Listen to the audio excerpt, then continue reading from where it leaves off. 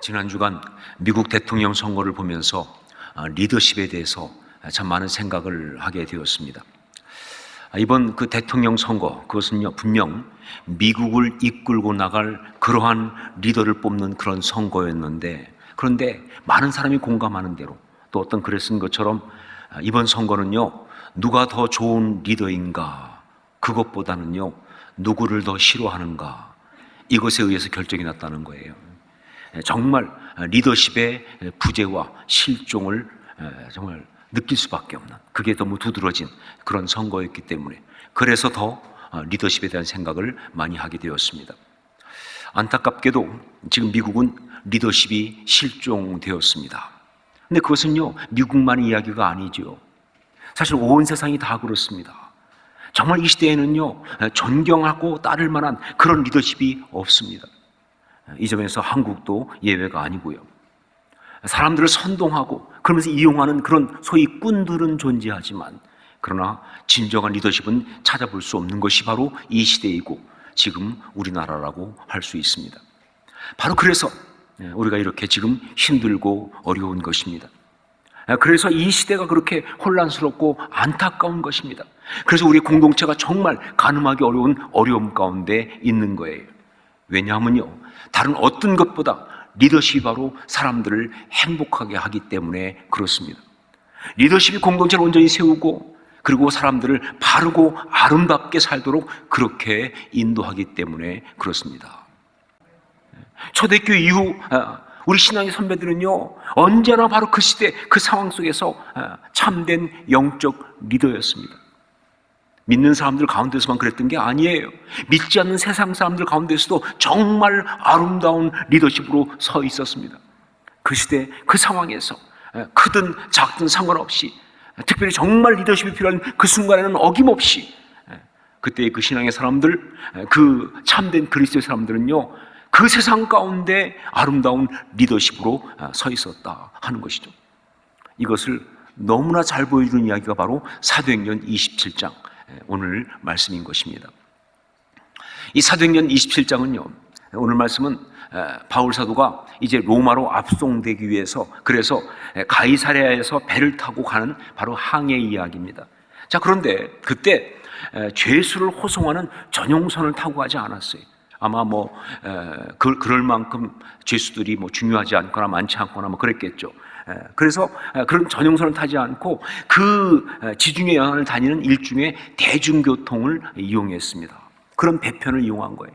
자, 그러다 보니까 그 배에 죄수들만 있는 것이 아니라 다른 사람도 다 있었겠죠. 그러면서 그렇게 함께 배를 타는 사람과 일종의 선상 공동체를 이루게 된 것입니다. 자, 그런데 바로 그 선상 공동체에서 비록 거기 있는 사람들이 다 믿지 않는 사람들이었지만, 그렇지만 바울은요 그곳에서 너무나 아름다운 영적 리더십을 발휘하고 있었다. 이게 바로 사도행전 27장의 내용이에요. 그러므로 우리는 오늘 이 말씀을 통해서 성령께서 우리에게 주시는 그 메시지, 너도 이렇게 영적인 리더십이 되어라, 이 말씀을 받아야 합니다. 다른 어떤 것보다도 성령이 주시는 이 메시지, 너도 이렇게 영적인 리더십이 되어라, 이 메시지를 받아야 되는 거예요. 왜냐하면요 지금 우리가 살고 있는 이 세상, 이 나라, 이 사회, 우리의 선상 공동체가 다른 어떤 때보다도 절박하게 바로 영적 리더십을 필요로 하고 있기 때문에 그런 거예요. 정말 지금 이 시대가 그리스도인 된 우리가 정말로 제대로 영적 리더십을 보여주어야 할 바로 그런 때이기 때문에 그런 거예요. 성령님은 바로 지금 그래서 우리한테 그것을 말씀하십니다. 그리고 이것은요 지난 수주 동안 계속 제 마음속에 성령께서 말씀하시던 그런 주제이기도 합니다. 자, 그런데 여기 선상 공동체 가운데서 정말 아름다운 영적 리더십을 발휘한 이 바울의 이야기를 보면서 우리는 먼저 영적 리더십에 대한 너무나 중요한 두 가지의 전제를 알 필요가 있습니다. 영적 리더십에 대한 아주 중요한 두 가지 전제. 첫 번째가 뭐냐? 영적 리더십은 자리나 위치에 속하는 것이 아니라 그 사람에게 속한 것입니다 라는 사실이에요. 영적 리더십은 자리나 위치에 속한 것이 아니라 그 사람에게 속한 것이다. 종종 자리가 리더십, 즉 지도력을 만든다 이렇게 말하는 사람도 있어요. 자리가 사람을 만드는 거야 이런 식으로. 그러나 여러분, 그것은 잘못된 생각입니다. 만일 자리가 지도력을 만드는 것이라고 한다면 그 지도력은요, 그 리더십은요, 개발될 필요가 없어요. 연구될 필요도 없습니다. 그리고요, 좋은 지도자를 뽑으려고 그렇게 애쓸 필요도 없어요. 어차피 자리가 사람을 만드는 건데. 아니죠. 정말 기본적으로 지도력은요, 그 사람에게 속한 것입니다. 왜냐하면 진정한 지도력은 결국은 뭐예요? 영향력이거든요. 선한 영향력. 사도행전 27장 오늘 말씀 보면요, 이게 정말 잘 나타나 있습니다. 여러분, 오늘 이 선상 공동체 안에서 바울은요, 지도력을 발휘할 수 있는 어떤 자리 하나 주어진 것이 없는 사람이에요. 여러분, 분명히 처음에는 죄수로 끌려가는 입장에서 그 배를 탔는데, 그런데 어느덧 그는요, 그 배의 모든 것을 결정하고 책임지고 이끄는 그런 리더가 되어 있더라 하는 얘기예요. 자리가 어떠하든지 숨길 수 없이 나오는 바로 그 리더십, 이게 진정한 리더십이고요, 바로 그런 경우에만 영적인 리더십, 그리고 선한 영향력이란 말을 쓸 수가 있는 거예요. 두 번째, 또 하나 중요한 전제, 진정한 영적 리더십은 위기에서 빛을 발합니다 하는 것이죠. 진정한 영적 리더십은 위기에서 빛을 발합니다. 모든 것이 잘 되고 모든 것이 좋을 때는요, 어쩌면 그 리더십의 진가는 드러나지 않을지 모르겠어요.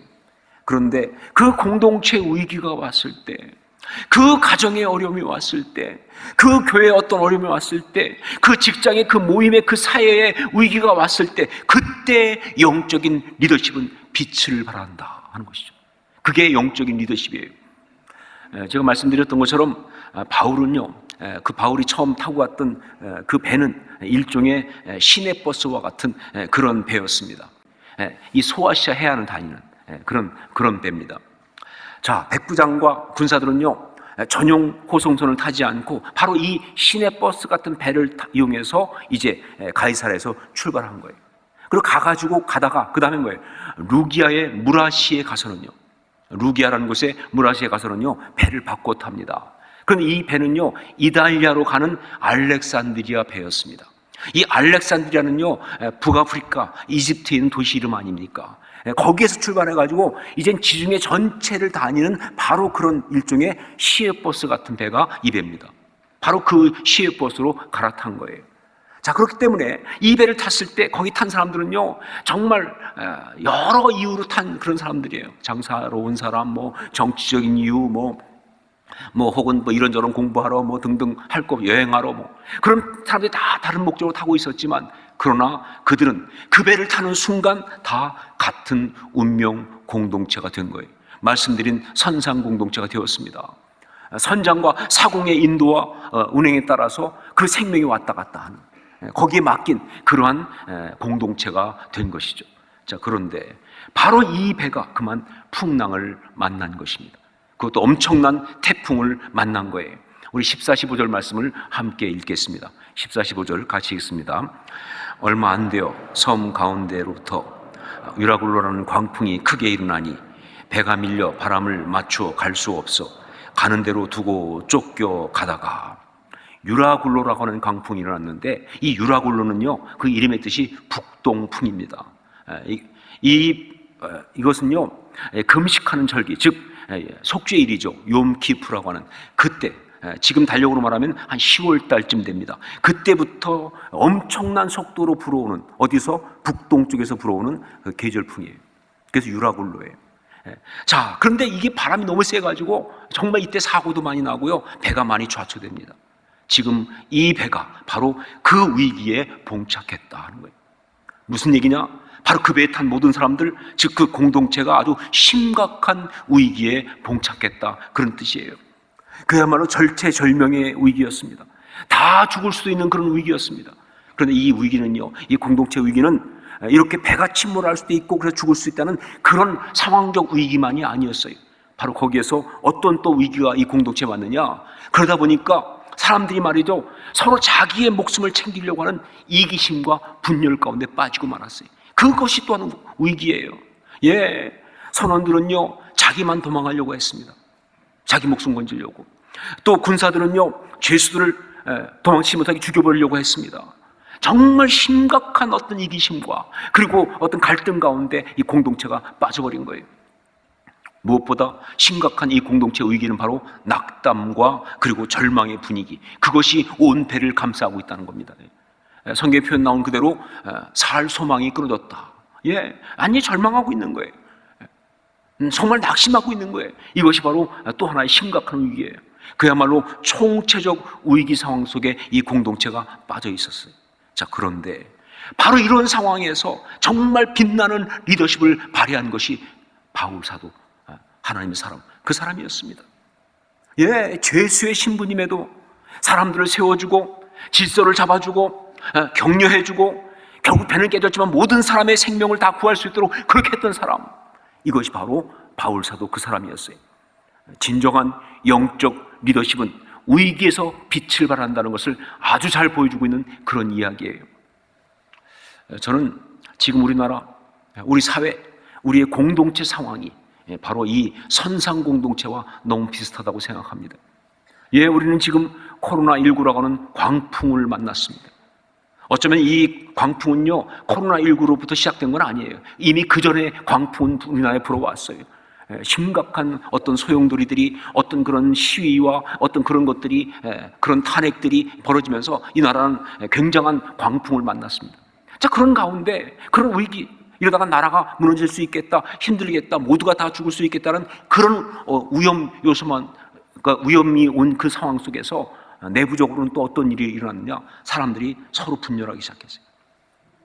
이기심과 분열의 영이 기승을 부리고 있는 거예요. 이게 또한 우리의 위기예요. 정말 죽을 듯이 싸웠어요. 서로 갈등하면서 모두가 자기 살 길만 모색하고 있어요. 자, 그런데 여러분 아실 것이 뭐냐? 자기 살 길만 모색하는 그게 사실은 같이 죽는 길이라는 거죠. 사는 길이 아니에요. 그게 같이 죽는 길이에요. 그러고 있는 거예요. 소망이 없으니까. 그러니까 낙심할 수밖에 말이죠. 정말 그런 심각한 어떤 위기의 공동체, 이것이 바로 지금 우리의 선상 공동체다. 바로 그래서 저는 이 사도행전 27장을 맞아서 그 가운데 리더십의 7가지 요소 특징을 나누면서 이것을 강조하고 싶은 거예요. 2주 동안. 왜냐하면요, 지금이 어떤 때보다 바로 그런 영적 리더십이 필요한 그런 상황이니까. 지금 우리의 공동체가 풍랑만난 선상 공동체니까 그 리더십이 필요한, 우리가 가져야 하고 발휘해야 될 영적 리더십의 7가지, 그 가운데 먼저 3가지를 보도록 하겠습니다. 첫 번째가 뭐냐? 신뢰받음이에요. 신뢰받음. 여러분, 리더십을 가지려고 한다면, 리더가 되려고 한다면요, 무엇보다 먼저 신뢰받는 사람이 되어야 하는 거예요. 여러분, 신뢰받는다는 것은요, 리더십의 기본과도 같습니다. 정말 신뢰받는다는 것, 그래요. 그것이 정말 중요한 리더십의 포인트예요. 오늘 말씀 보면요, 바울은 비록 죄수의 신분이었지만 그는요, 신뢰받는 사람이었어요. 이게 오늘 말씀에 가장 먼저 두드러지게 나타나고 있습니다. 보세요. 배가 이제 가이사랴에서 출발했잖아요. 그래가지고 한 100km쯤 위쪽으로 올라가서 시돈이라는 곳까지 갔습니다. 거기에 일단 먼저 정박을 했는데, 시내버스니까, 그렇죠? 정박을 했는데, 그런데 그때 백부장이 말이죠, 바울에게 어떻게 말하냐면, 여기서 내려가지고 그 시돈에 친구들이 있거든요. 같은 믿는 사람이 있으니까 가서 친구들로부터, 즉 믿음의 사람들로부터 대접을 받도록 허락을 합니다. 여러분, 이건 대단히 파격적인 거예요. 우리가 생각할 때는 별거 아니다 생각할지 모르겠지만 굉장히 파격적인 거예요. 왜냐하면요, 그 당시 로마 법은요, 죄수 하나가 도망치면 간수가 호송하는 사람이 자기 목숨으로 대신해야 돼요. 그게 로마법입니다. 그래서 여러분, 빌립보에서 그런 일이 벌어진 거 아니에요? 빌립보 감옥에서 정말 바울과 시라 갇혀 있을 때 한밤중에 지진이 나면서 옥문이 다 열렸을 때, 그때 죄수가 도망한 줄 알고 간수장이 스스로 목숨을 끊으려고 했잖아요. 왜? 죄수가 도망하면 자기가 대신 목숨 내놔야 되니까. 그게 로마법이에요. 그리고 오늘 말씀에도 보면요, 나중에 배가 좌초하게 됐을 때 그때 죄수들이 헤엄쳐 도망할까봐 군사들이 그들을 미리 죽이겠다고 하잖아요. 왜? 그냥 도망치면 문제가 되느냐? 자기 목숨 내놔야 되니까 말이죠. 이게 로마법이에요. 그런데도 불구하고 백부장 율리오가 바울로 하여금 시돈에 내려서 친구들과 함께 시간을 보내고 올 수 있게 한 것은요, 바로 그만큼 그를 신뢰했다, 그 뜻입니다. 그만큼 바울을 신뢰했다는 거예요. 바울은요, 신뢰를 받고 있었던 것입니다. 여러분, 이 신뢰라고 하는 것은요, 그 사람의 인격의 투명성에 대한 믿음이에요. 신뢰라는 것은 그 사람의 인격의 투명성에 대한 믿음이에요. 표현하다면 이렇게 표현할 수 있어요. 내가 말하니까 믿을 수 있다라는 거예요. 그게 신뢰입니다. 내가 말하니까 믿는다. 이게 신뢰예요. 만약에 얘기할 때 네가 말하는 것은 콩으로 매줄 써도 믿을 수 없다. 이건 신뢰가 다 깨진 거 아니에요, 그렇죠? 신뢰는요, 인격의 투명성이에요. 내가 말하니까 믿을 수 있다. 여러분, 그렇기 때문에 그리스도인들은 반드시 신뢰받는 사람이어야 하는 것입니다. 왜냐하면 그리스도인이기 때문에. 다른 거 이유할 거 없어요. 우리가 그리스도인이기 때문에, 하나님을 믿는 사람들이니까, 살아계신 하나님의 그 눈길 앞에 늘 사는 사람들이니까 말이죠. 우리는 신뢰받는 사람이 되어야 한다. 두 번째, 이것은 사랑받음이에요. 사랑받음. 바울이 로마로 압송되기 위해서 배를 탔을 때, 오늘 말씀 보니까 거기에 함께 탄 사람이 있었다고 돼 있어요. 그 사람이 누구냐면 바로 아리스드다고라는 사람입니다. 데살로니가 사람 아리스드다고. 이 사람은요, 헬라 사람입니다. 아마 바울이 데살로니가에 갔을 때, 거기서 복음을 전도했을 때, 그때 예수를 믿게 된 그런 일종의 바울의 열매라고 할 수 있는 그런 사람이죠. 자, 그런데 이 사람이요, 그 예수를 그렇게 바울을 통해 만나고 나서 그 다음 그 이후 정말 이 사람은 바울을 열심히 따랐습니다. 에베소에서 사역할 때도 같이 있었고요, 그리고 예루살렘으로 올 때 그때 동행했던 그 유명한 7인의 동행에 그 이름이 들어가 있어요. 함께 온 사람이에요. 그리고 가이사랴에서 2년 동안 구류되어 있은 동안에도 함께 있다가, 그러다가 이제 로마로 호송되는 배도 함께 타고 있는 거예요. 학자들의 견해에 따르면요, 죄수인 바울과 이렇게 배를 함께 탈 수 있는 그 가능성, 경우의 수는 딱 한 가지밖에 없다고 그래요. 그건 바로 그의 노예인 경우만 죄수와 함께 갈 수 있다는 거예요. 그 죄수의 노예인 경우만. 그러니까 아리스다고는요, 기꺼이 바울의 노예로 자처한 거예요. 자, 여러분, 이런 아리스다고의 행동에서 무엇을 느낄 수 있습니까? 이런 아리스다고의 이야기에서 여러분 무엇을 발견할 수 있습니까? 바로 사랑, 그것입니다. 사랑. 아리스다고는 정말 바울을 사랑했어요. 바울은 그 아리스다고의 사랑을 받고 있었다, 그 말입니다. 아리스다고 이 사람이 그렇게 헌신적으로 바울을 섬기는 것은요, 절대 어떤 의무가 아니에요. 뭐가 코가 깨었다든가 무슨 해야 될 일이 있어, 그런 것이 아니에요. 그냥 다만 너무 바울을 사랑하니까 그래서 이렇게 하는 거예요. 여러분, 그렇습니다. 선상공동체, 거기에서 바울은요, 정말 사랑받는 존재였습니다. 아리스다고라고 하는 믿는 사람에게서만이 아니라 정말 백부장 율리오에게도 바울은 사랑받는 사람이었어요. 여러분 보세요. 성경에 나오지 않습니까? 그는 바울에게 친절히 했다. 바울에게 백부장은요, 친절히 했을 뿐만 아니라 나중에 죄수들이 헤엄쳐서 도망칠까봐 군사들이 다 죽이자고 했을 때 성경이 정확히 나옵니다. 바울을 구원하고자. 그래서 그렇게 하지 못하게 한, 바로 그것이 바로 백부장 율리오입니다. 바울은 백부장 율리오에게도 사랑받는 존재였다. 여러분, 사랑이라는 것이 참 설명이 안 되는 단어이긴 합니다. 어려워요. 사랑은 참 어렵습니다. 그런데 굳이 설명을 한다면, 사랑은 무엇이냐? 굳이 설명을 한다면 마음의 흐름이 아닐까요? 사랑은 마음의 흐름이다라고 말할 수 있어요. 내 마음이 자꾸 어떤 사람에게 흘러가면 그걸 뭐라고 말하냐? 사랑하는 것이다 라고 말하는 거예요. 내 마음이 자꾸 누군가 가면 그걸 사랑하는 것이라고 말할 수 있는 것, 그렇지 않을까 하는 것이죠. 자, 그런데 그렇다면 이 마음은 왜 자꾸 그렇게 흐르는가? 내 마음은 왜 자꾸 그렇게 가는가? 왜 그렇게 흐르는가? 생명의 삼투압 때문에 마음이 흐르는 경우가 있어요. 이거 제가 만든 말입니다. 생명의 삼투압. 이 삼투압이라는 게 뭐예요? 이게 한쪽은 농도가 높고 한쪽은 농도가 낮을 때, 그때 뭐예요? 이 농도가 낮은 쪽에서 높은 쪽으로 액체가 이동하는 것을 삼투압이라고 하잖아요. 한 사람 속에 생명의 농도가 높을 때 그 옆에 있는 사람들이 그것을 보고 마음이 그에게 자꾸 끌려가는, 어떤 흘러가게 되는 그 현상, 이것이 바로 진짜 사랑이에요. 이럴 때는요, 정말 존경이란 말을 붙일 수 있는 사랑이고요, 진실됨과 신뢰란 말이 함께 동반되는 그런 사랑이라고 말할 수 있다는 것이죠. 아리스다고의 바울을 향한 사랑도 바로 그 사랑이었고, 백부장 율리오의 사랑도 바로 그것입니다. 아무것도 이유가 없어요. 백부장이 바울한테 기대하는 게 없어요. 그냥 다만 자기 마음이 가는 거예요. 근데 바로 그것 때문에, 여러분, 그렇게 모든 신앙의 사람들은 당연히 사랑받는 사람이어야 하는 것입니다. 모든 신앙의 사람은 사랑받는 사람이어야 한다. 그냥 하는 짓이 귀여워가지고 그래서 귀엽다고 하는 애완용 사랑 말고, 혹은 내 욕망과 본능에 맞으니까 그렇게 해서 하는 불나방이나 혹은 조폭사랑 말고, 정말 존경과 경외함이 동반된 생명의 삼투압 현상이 일어나는 그런 사랑을 우리는 받아야 하는 것이다. 왜냐하면요, 바로 우리 안에 계신 분이 예수 그리스도, 생명의 주님이시니까. 그분을 위해서 우리 안에 정말 생명의 밀도가 높으니까 말이죠. 그 비전과 그 소망과 그 기쁨과 그 감사, 이 생명력이 가득하니까 말이죠. 여러분은 어떠십니까? 여러분은 사랑받는 사람이십니까?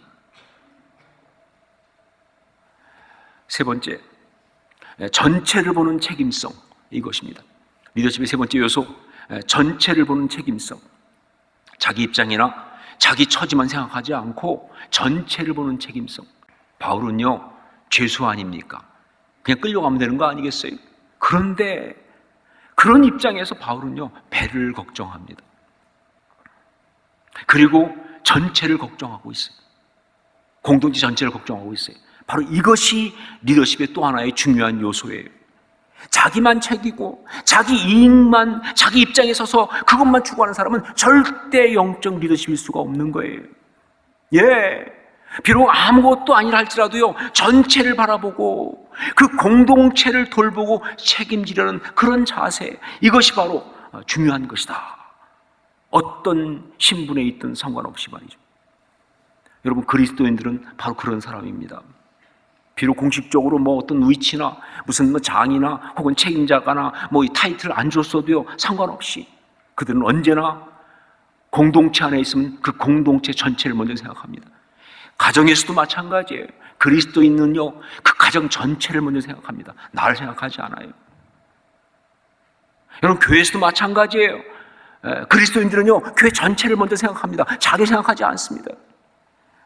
이 사회 속에서 마찬가지, 이 사회 전체를 놓고 기도합니다. 이 나라 이 민족을 위해서 정말 힘을 다해 기도합니다. 누가 알아주지 않아도 상관없이 말이죠. 물론 이것이 자기 어떤 고집이나 아집이라고 한다면 곤란하겠지만, 그러나 이것이 세상을 창조하신 우리 하나님의 사람으로, 그렇기 때문에 이 모든 것이 하나님께서 만드신 거니까, 우리 하나님이 이걸 다스리고 계시니까, 그래서 공동체 전체에 대해서 책임감을 갖는 것이라고 한다면 이건 당연한 것이고 정말 귀하고 아름다운 것이다 하는 것이죠. 여러분, 필요하다면 말이 조금 표현이 조금 조심스럽게 하지만, 우리 모든 그리스도인들은요, 오지랖이 넓어야 한다. 이게 제 생각이에요. 필요하다면 그리스도인들은 오지랖이 넓어야 한다. 너무 까칠하면 안 돼요. 너무 편협되면 안 됩니다. 자기밖에 모르고 자기 입밖에 모르면 안 돼요. 전체를 바라보면서 공동체를 위해서 그렇게 눈물로 기도할 수 있는 사람, 그게 바로 그리스도인이다. 여러분은 어떠십니까? 그렇게 공동체 전체를 끌어안고 기도하고 있습니까? 여러분은 그리스도인이십니까? 여러분은 그리스도인이십니까? 그렇다면 영적인 리더십이 되십시오.